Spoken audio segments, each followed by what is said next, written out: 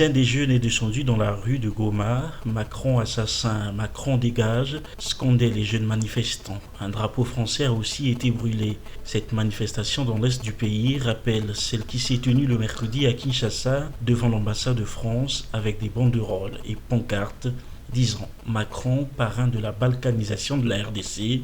Les Congolais disent non à la politique de la France ou encore Macron indésirable en RDC. À l'origine de cette colère, la visite d'Emmanuel Macron à Kinshasa.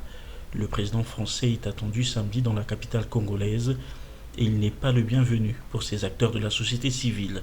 La France, c'est un pays qui soutient le Rwanda. Or, le Rwanda nous agresse. Et nous autres, nous disons, pour montrer aux Français que nous ne sommes pas d'accord avec leur politique hypocrite et leur soutien qu'ils apportent au Rwanda, nous brûlons leur drapeau. Nous avons marre de ce qu'ils font à notre territoire. Vraiment, nous souffrons et nous sommes catégoriques. Nous ne voulons plus voir le président de la France sur notre territoire. La République démocratique du Congo, où le président français est attendu le samedi, accuse son voisin le Rwanda de soutenir le mouvement du M23, rébellion active dans l'est du pays, ce qui a été corroboré par les experts de l'ONU, malgré les dénégations de Kigali. Le parti présidentiel, le PDS, a appelé ses militants à réserver, je cite, un accueil chaleureux à Emmanuel Macron. Mais le ministre de la Communication, Patrick Muyaya, a précisé que l'opinion congolaise attend tout de même un engagement clair de la France, ajoutant, je cite, qu'il n'y a pas de place pour l'ambiguïté.